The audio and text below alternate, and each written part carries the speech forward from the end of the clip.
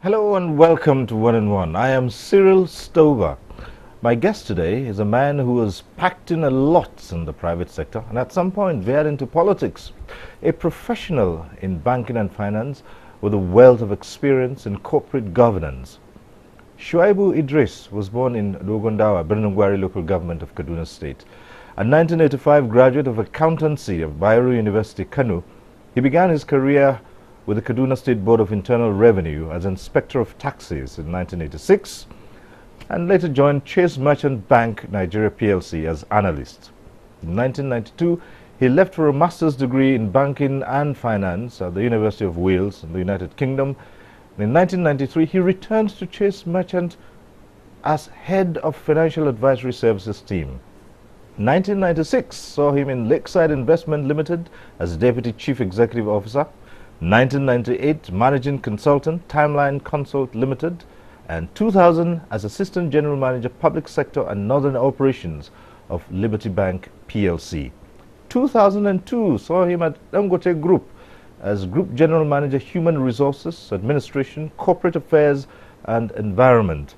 He served in various capacities in Dangote Group, finally disengaging in 2010 to pursue a political career which had taken root in 2007 when he sought election into the office of Governor of Kaduna State, albeit unsuccessfully.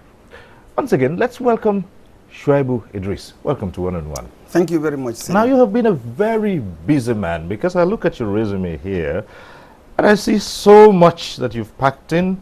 You've attended leadership development programs at Harvard Business School, Lagos Business School, the University of Cambridge, Howard University, and so many other things. And you sit at top of, you sit on the boards of so many companies, among them Main Street Bank, also a council member of the Kaduna State University, and you were also Honorable Treasurer and council member of the Institute of Directors of Nigeria. And you into so many things, also into philanthropy as well. You have been such a busy man, haven't you? Well, to God be the glory. I would say the little I could do. At the time I found myself, opportune to render service, I was able to do. All right. But from the boardroom to the soapbox, are there parallels here? Live in the boardroom, go into the soapbox? Well, I think in general, leadership is leadership. Whether at the board level, leading an organization, a corporate organization, companies for that matter, or institution like say institution of higher learning like the university, or if you permeate into political leadership as it is played today, leadership wherever it is leadership. The difference is the gladiators. If you like, the personalities playing the game may differ, and the rules of the game may also differ. In corporate world and in corporate setting, you will realize that board membership posit that you give vision, mission, and strategy of the organization, such that the management of an organization can then run the system, and you know where the possible challenges are coming, and you naturally prepare for those challenges and try to see if you can manage them. Conversely, when you look at leadership as in politics, for example, those Nigerians in governance today, either as governor or chairman of local government or even president, you realize that the enormity of the responsibilities they carry, plus the innuendos that come from left, right, and center, significantly differ from what we experience in corporation or in leadership of institution as a council member of a university. But otherwise, leadership is leadership. Political leadership posits that you should be able to give vision, mission, and strategy of how to better the lives of average Nigerian, because that is why you were elected. And ditto, if you are a leader in a corporate organization, the owners of the organization wants you to add value, create value, so that the major stakeholders of the organization will be able to extract value from your actions. Oh, of course, they do say that there's boardroom politics as well, isn't there? Yeah, there is always, man by his nature is a political animal. That is what Aristotle said. And obviously, whether in your household, in schools, and in organization, you still find politics. But the cutthroat competition, the cat and mouse dog that is being played in the real political arena where you have elections taking place, significantly differ from the boardroom politics that you see, people coming in to play one party or another. So obviously there is politics in organization, and there is politics also as we practice as politicians. But the intensity and the characters, if you like, the dramatis personae, generally differ. Here in corporate organization, you are talking with intellectuals, with people of experience, people of like mind, and people that may have significantly similar goals and aspirations like you. The difference is they belong to this camp and you belong to another camp, and when they see that the actions or inaction they will take against you will lead to the destruction of the organization, they may backpedal and still support you, as opposed to outside politics where governance is all about winning. A political party will do everything possible to pull down the ruling party if the other party is in opposition. Oh, was that part of the reason why you suffered the drawback in 2007 when you aspired to be governor of your state? Well, I think I will say, as a faith-based man, whatever happens, one leave it in the hands of God. I've always been a kind of a social critic, talking about the best way to govern Nigeria, the best way to have economic policies that will impact and have the trickle-down effect.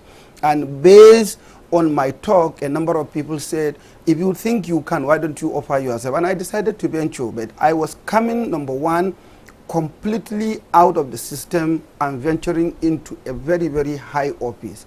I won't say I wasn't prepared for it, but most of the time I haven't served as a councillor or a local government chairman or House of Assembly of the state or even the national level, and I just come out to say I want to be a governor. Obviously, the opposition was enormous. And then, like President Obasanjo will say, if you come out and you show that you know what you are doing and you know what you want, tendencies are people might say, hey, wait a minute, who is this man? What exactly does he want? Can we trust him with power? I remember a gentleman, I won't mention his name, he saw my profile and he took the profile and read it and said, is it possible that one person will have this level of knowledge and profile, given the fact that, quote unquote, he's coming from Birnungwari, and where is even Birnungwari? Such insult, you see them every now and then when you go into politics. Secondly, a number of people said, oh, this guy appeared to be too intelligent. Can we trust him with power? If he decides to ventilate and go against us, who is his godfather that will be able, that we can reach out to him to tell him to apply brake? Those are the issues that I think played a key role in might not be able to win the primary election of the then People's Democratic Party in 2007. But in 2011, when I decided to contest again, just a couple of days to the election, elders of Kaduna gathered and insisted that I should step down, which I did, and the rest is history. I have not tried my hand again in the context, and we're still watching. All right, you probably would go back someday, wouldn't you? Well, if the people around said, try, why not? I mean, God has made it possible that only we human beings will run the systems, not angels.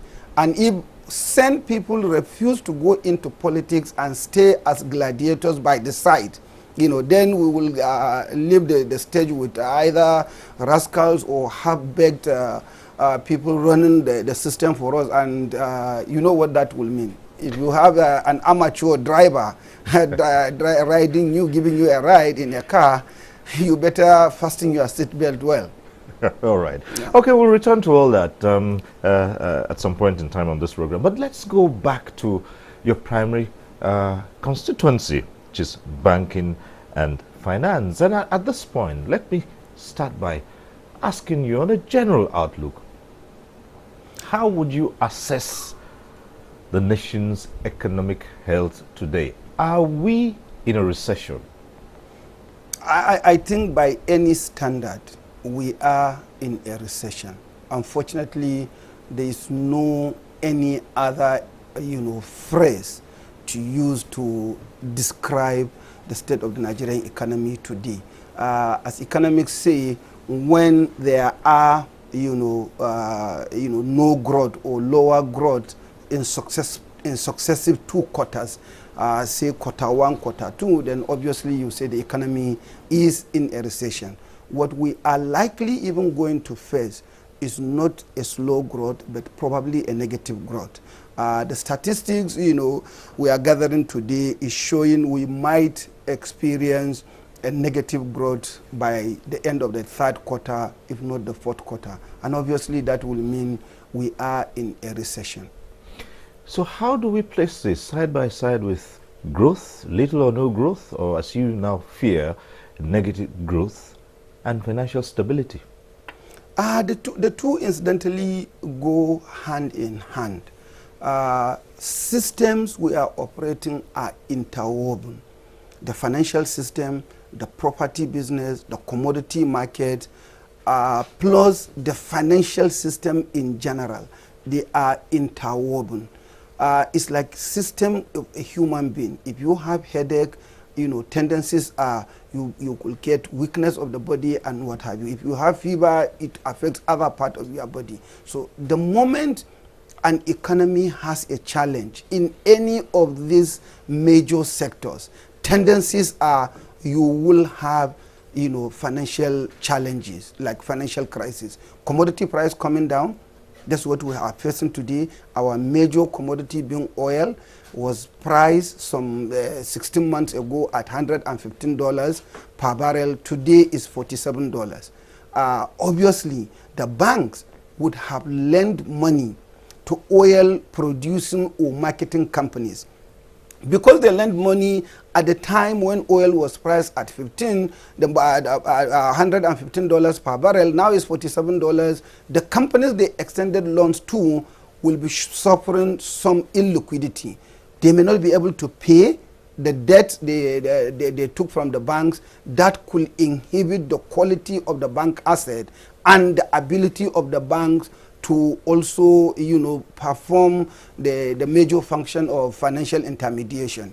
Commodity prices, other commodities like grains, call it rice, sorghum, wheat. Again, in the last 1-3 months, the international market prices of these commodities are coming down. Again, this is also an issue that can lead to financial crisis. Last but not the least, the issue of exchange rate. We had a situation where the country did not see reasons to allow the naira to float and find its level.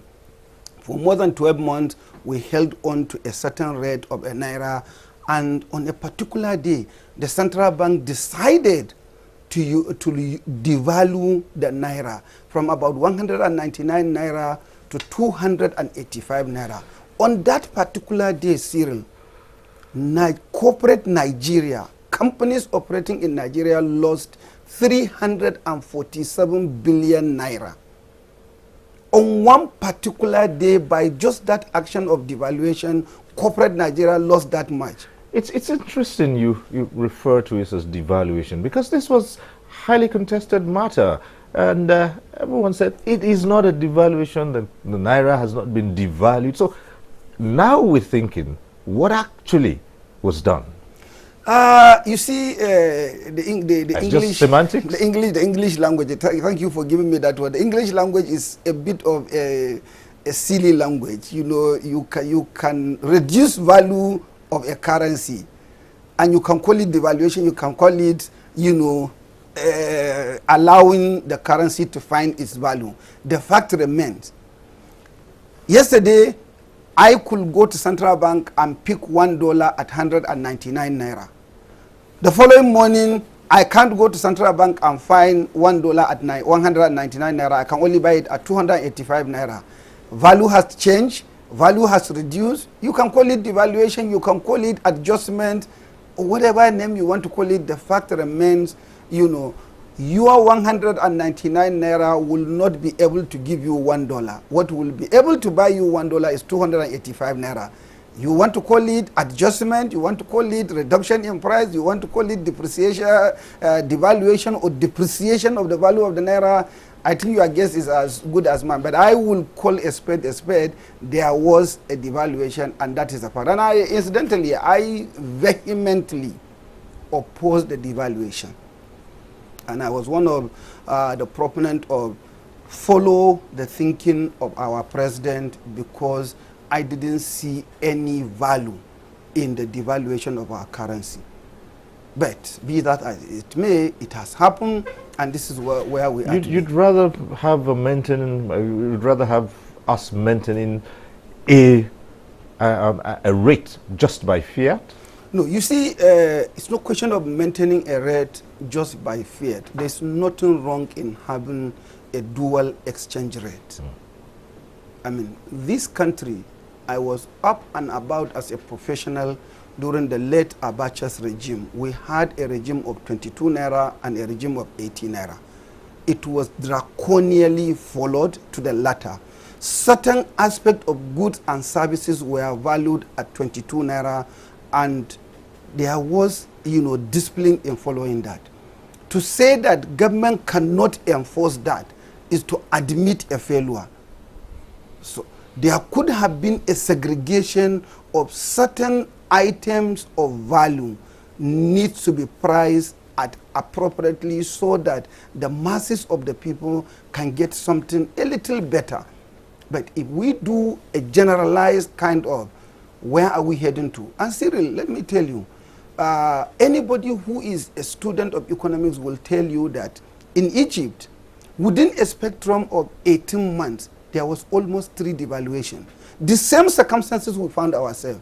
Today, we've devalued the naira. The central bank is talking of, okay, the initial thought process, we see the naira settling at 250, maximum 280. Where are we today? 300 naira? And with increase in interest rate from 12% yesterday to 14%, again, the weight is further becoming excruciating. Increase in the value of dollar, which is devaluation in the naira. Transportation has increased, interest rate is increasing, the cost of production will be so much, and by the time you want to begin to price your items, where will the common man be? All right, so that brings us to the question of the interest rates. The latest announcement from the Monetary Policy Committee of the Central Bank raised interest rates to 14% from 12. Now, what are the implications? The central bank gave its views that this would stimulate growth. Can we begin to look at that? Obviously, that is laughable, Chris. How can an increase in interest rates stimulate growth? Increase in cost of financing to an average borrower posit that the cost of producing an item in Nigeria will increase at a time when the working capital of all organizations has significantly dropped by not less than 40% because of the devaluation, and then you now increase interest rate and you say that will spur growth, is debatable and is a near impossibility. It may never ever happen. You may not be able to see growth. The worst thing that has happened in the MPC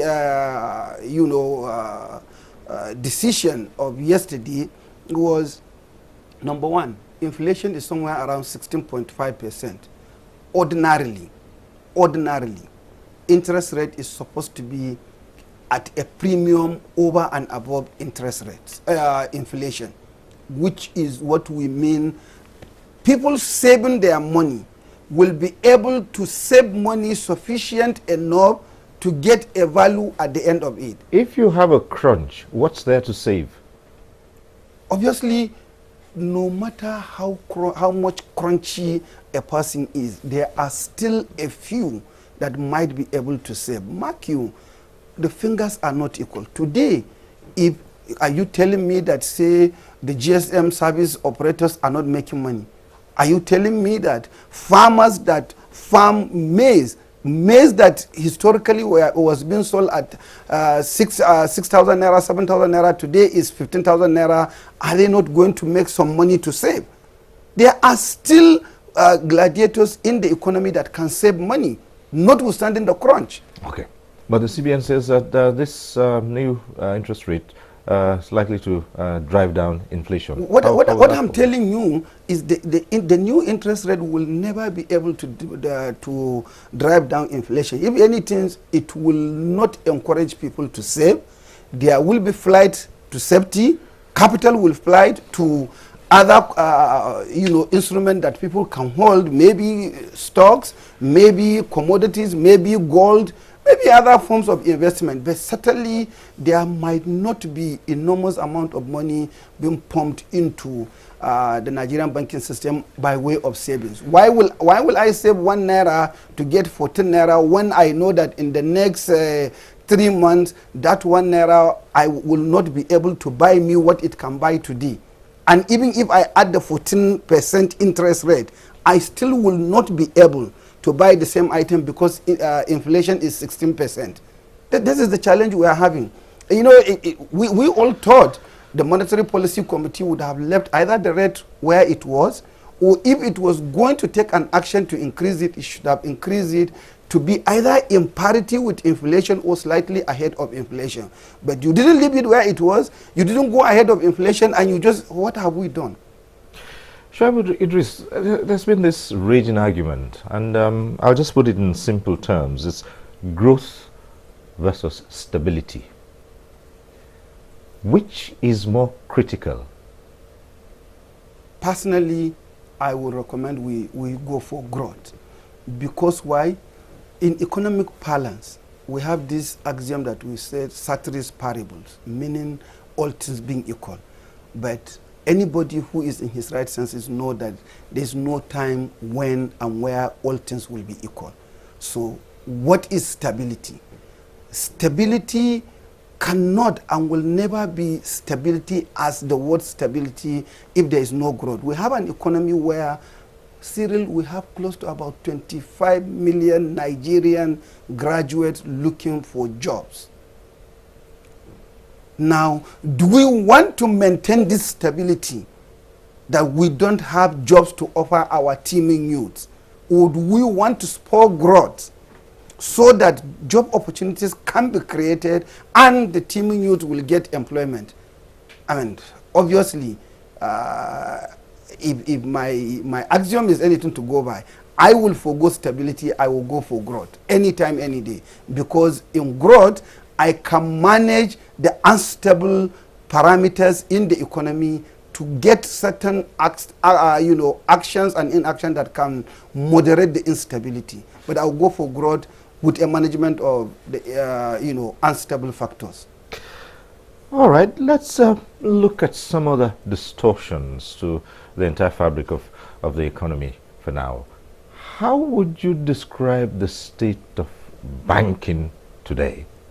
Because one sneeze and a lot of panic goes around. Are Nigerian banks healthy? The central bank has said they are. But from time to time, you do find depositors expressing worries because of certain practices in the banking industry.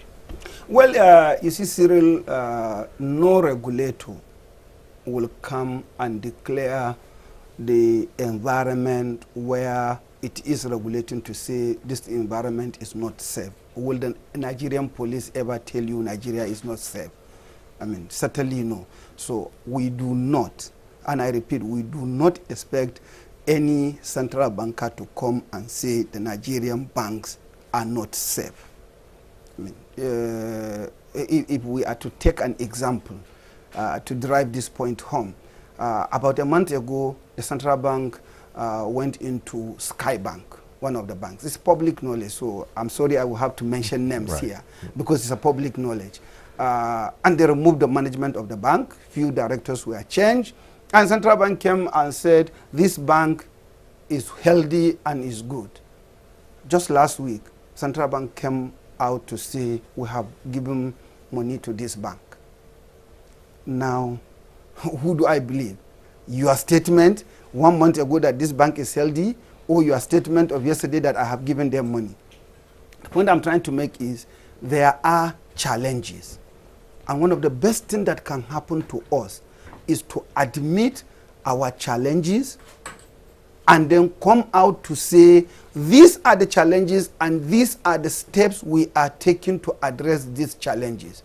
When you decide to be in self-denial, you will be in delusion and you will get drowned, and then you will wake up when you are already below the sea. Let me tell you, today, Nigerian banks are exposed to the discourse, the electricity distribution companies. Are these discourse profitable? The answer is no. There's no one electricity distribution company that is profitable. Nigerian banks are exposed to electricity generating companies, GENCOs. Are they making money? They are not making money. Nigerian banks are exposed to oil companies, whether prospecting or marketing. Are they making as much money as they should? No, they are not. Nigerian banks are exposed to aviation industry. Are they making money? No, they are not. Now, when all these people, these sectors are not making as much money as they can, where do you leave the quality of the bank's risk asset, the bank loans? Obviously, the bank's loans are impaired. And then once the bank loans have, challenges, interest is not being paid as and when due, talk less of the principal, where do you place the position of these banks? Obviously, there's a big question mark. And I think we should come out, like I said, do we want to go back on what we did on AMCON to say, wait a minute, there were mistakes, and this is not because of inability of the banks to assess credits very well. No, there are systemic challenges, if you like, hand of God, like we say, that has happened in our economy, so we need to help this bank. We should come out rather early and quickly to address that rather than to be in self-denial. Do you not appreciate the fear of not wanting to send the system into panic and face massive withdrawals if you come out in this way? I think any willing observer, will tell you there will definitely not be a deposit run on the banks. We've had this during the Lamido Sanusi's days as central bank governor. Afri Bank, Oceanic Bank, Intercontinental Bank, Bank PHB, about 5-7 of the banks, were determined to be critically ill and therefore insolvent, technically insolvent and bankrupt. And the central bank stepped in and said, wait a minute, I'm a banker of last resort and I will bail out these banks and I'm putting money on this. Was there a deposit run? No, there was not. And what we succeeded in doing, for example, when I served as the non-executive director in Main Street Bank, was to step in, reorganize the bank, collect some of the bad loans. The ones that we couldn't were written up, and the bank was sold at a profit by the central bank or by AMCON to a willing investor. Why can't we repeat that? I mean, once the central bank comes in to say, I'm a banker of last resort, no money can, any money you want, go and take. If I go today, I have 300,000 naira in, say, a bank that is, considered distressed or potentially challenging, and then I go, I take 100,000 naira, and I see that the bank gives me. Tomorrow I go back, I take 50,000 naira, it gives me. Tendencies are, day after I will go back and deposit my 100,000 naira back because I have tested that they are able to pay. We have witnessed this several times. All right. Still staying on that, how do you respond to the allegation that many of the banks left core banking business, sat back and depended on government funds? Now TSA came in and they lost out. You see, you're coming into the realm where I will tell you that are the banks operating outside Nigeria. The entire fabric of Nigerian system has changed. People in government have changed, civil servants have changed.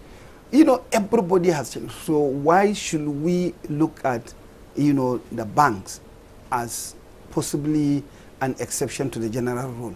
Yes, no doubt about the fact that Nigerian banks technically abdicated their responsibility, not just in the issue of sourcing deposit from other, realms of the society, but depended largely on government. But even in lending, how many small and medium-scale enterprises or entrepreneurs are getting loans from the Nigerian banks? Very few.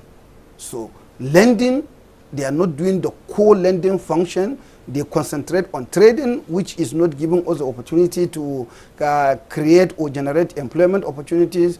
Ditto the issue of sourcing deposit. You alluded to this fact earlier on in the program.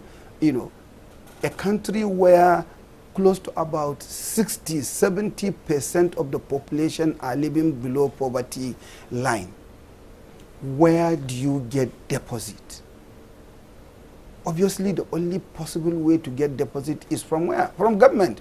Today, the largest spender in the economy is the government. Now, where do you get money from? Of course, obviously from the largest spender. So, are the banks wrong to have gone to the parastatals and the ministers to get deposit? I will say they are not. Not because I'm trying to defend them, because I'm one of them, or I used to be one of them, but this is the fact of life. I do support 100% the policy of the Treasury single account because it has sanitized the system. It was a kind of a lopsided arrangement where, a few owners of banks go into parastatals and ministries, get deposit, and then central bank come back through the other way to buy, to sell treasury bills to the banks, and the central bank pays interest to these banks, and the interest are what is declared as profit, and the few shareholders share the profit or as dividend. Meanwhile, the money they use to buy the treasury bills of the central bank is the same money that the government owns. So the TSA was an excellent system that was conceptualized during Goodluck Jonathan's regime and implemented during Buhari's regime, and I support it. But I think there was no alternative to what the banks could have done given the policy environment that they experienced. Doesn't that tie up with the issue you yourself raised, talking about trading and round-tripping with its effects on foreign exchange, for instance? No, I don't think, there is a correlation here between, what we are talking about and round-tripping. Round-tripping is an axiom where you take dollars, you take them out, you bring them back, sell in naira, and then there is no movement. Listen, the banks did engage in that, didn't they? If I say yes, I think I will not be far from the truth, and if I say no, I will also not be far from the truth, right. Because the reason is it's extremely difficult to say banks engage in round tripping. We have a central bank, we have a regulator, and the monies are being bought from who? From central bank. The system we are using today in taking out money, the money you buy from central bank, I mean dollars, are basically two. Either you do what we call invisible items, which is from A, or you do the real items, which is from M. Then you establish letters of credit.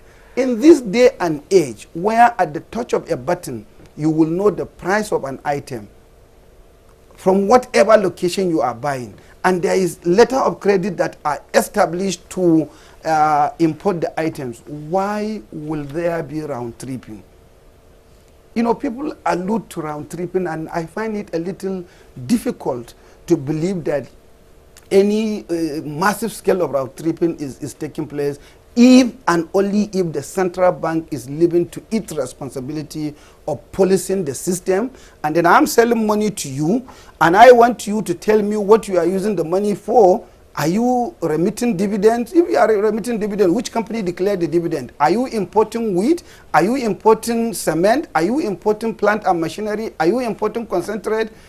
Even if companies and entrepreneurs inflate the price, at the touch of a button, a central banker in operations department or trade and exchange will know what is the price of, say, a bushel of wheat as at today. So we need not to waste our time thinking about the banks being okay. Let's dwell on that for a little longer. The forex troubles that we face in today. The understanding of the general public was that the dual rate you talked about was already in operation. No, it wasn't.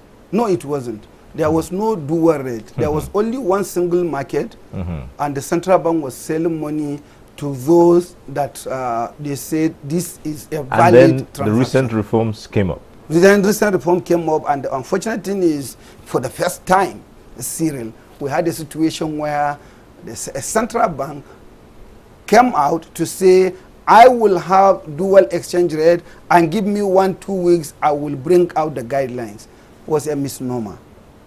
And it's most unfortunate to have had a central bank that will come out with that kind of a statement that I am going to do this and give me 1-2 weeks. And even when they did promise to have dual exchange rate, what do we have? Single exchange rate. We are having single exchange rate today because the central bank has only one window.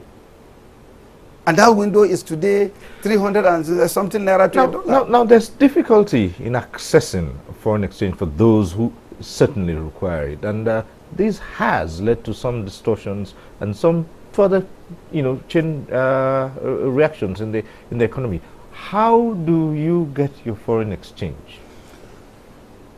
No two way about the fact that there are challenges and there are difficulties, and I think Nigerians as well as non-Nigerians alike must be realistic and reasonable, in the sense that where will the central bank get foreign exchange? The central bank main sources of foreign exchange, getting foreign exchange, are two: sale of crude oil, sale of other commodities that we say the non-oil export. Right. And potentially, if you add, you can say miscellaneous sources. This can be portfolio investors coming into Nigeria with what I call hot money, because they are coming in, they are not investing in the productive sector of our economy, they are investing in the capital market to prop up the price of shares. When it is up, they dump and they fly out to take out the money. Where and when the demand outstrips supply, what happens is price depreciation. So obviously, the central bank does not have sufficient dollar to meet the demand of the general public wanting to import one item or another. So obviously they will have to kind of ration to meet the expectation. And that is the reason why central bank now came out with some items to say, okay, item 1, 2, 3, 4, 5, they will not be eligible to be sold foreign exchange. Now, I've listened to some economists say this is even a good sign, that's a wake-up call, and that they really wouldn't mind if the dollar went, for as much as 1,000 naira, because that would force the country to look inwards and to begin to pay attention to production and manufacturing. Do you subscribe to that? No. I certainly will not and never ever support that. Cyril, as a young student in the university, I witnessed a regime here in Nigeria when $1 was equivalent to about 50 kobo. Yes, I did. Gradually, by the time we were leaving university, it was about 4 naira to $1. Then it went to 8 naira. Then to 22 naira. Then to 18 naira. Now we are 300 naira. When will we see the end of this devaluation? When will we ever see the end of this devaluation? We have certain fundamental distortions in our economy.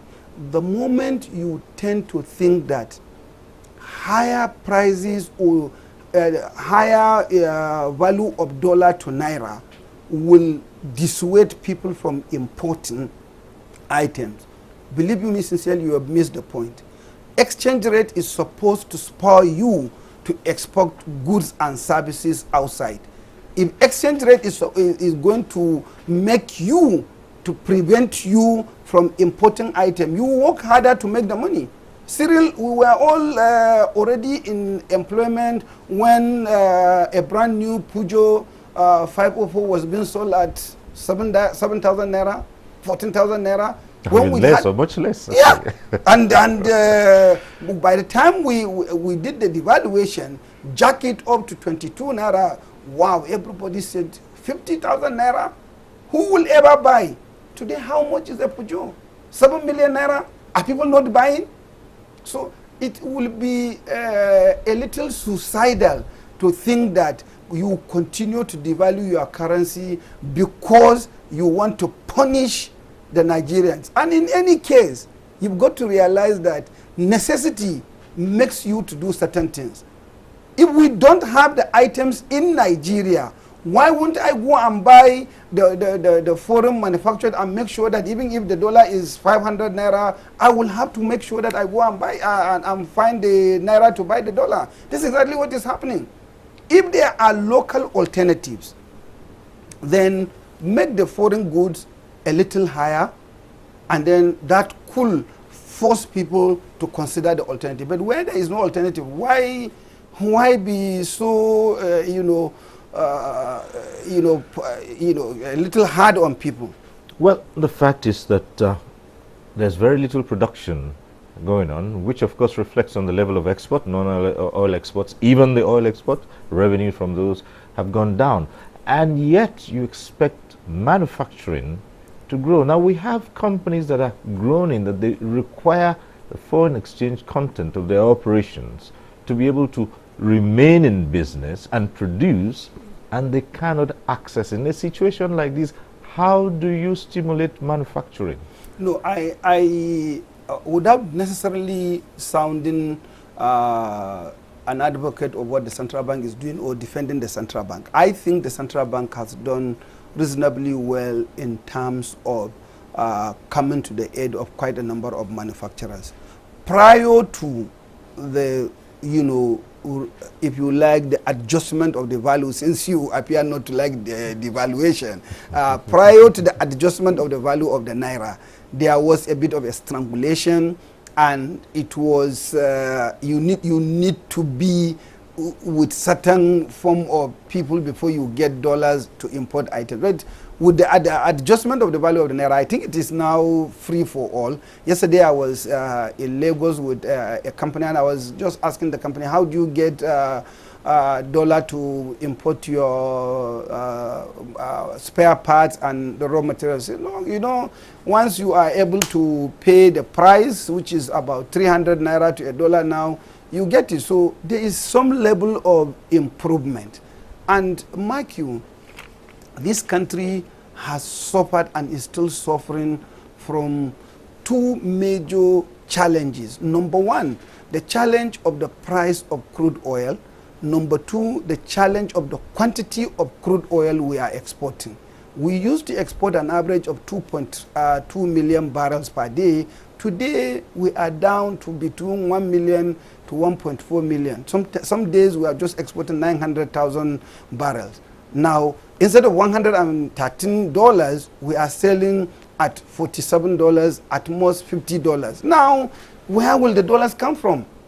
Isn't that the incentive to look elsewhere? Like it's been said now? Cyril, we have had that from the time I became an adult till now. From the time I left university, till now, we've had enormous amount of noise. And I will repeat, noise and innuendos from those in authority to say there is need to have a paradigm shift to encourage non-oil export. And we've done a number of policies that appear either not working or people are just taking advantage of these policies to enrich themselves. Nigerian Export Promotion Council came into being some 25, 30 years ago. If indeed there was Export Promotion Council in the last 30 years ago, in the last 30 years, where have the non-oil export gone to? Till today, nobody is forcing those buying sesame seed to process it locally. There are companies here today, they just buy sesame seed, clean it and say they have added value, and they export it to their home country, extract oil inside, remove the cake and bring back the oil. Why can't we force them to process it locally? There are companies buying our cashew nuts, the cashew nut without even cracking to remove the nut. They clean it and they get export incentive or export expansion grant, and they export the items. What has happened? It's been noise, noise, noise, noise. If you like, talk without action. We talk the talk, but we are not able to walk the talk. Most of the time, we shy away from insisting that this is how best to grow this economy. And unless otherwise we come out from that shackle of talking the talk and walking the talk, we will continuously remain as noise makers that we want to diversify the economy. And we may never be able to do so. Because in 30 years of existence of all these incentives, we haven't seen any improvement in that direction. How would you rate the cost of business in Nigeria today as how that would reflect on direct investments? If you look at the World Bank index of cost of doing business, Nigeria is doing extremely terrible and badly. And it is clear that the cost of doing business in Nigeria is extremely high, and therefore this is serving as a disincentive to the country being able to attract foreign direct investment from companies to come and establish businesses. Number one, you need to have, for example, a generator, maybe 2 generators, if you are to be able to operate a business. Now, the cost of generating power by yourself is enormous. It's better imagined.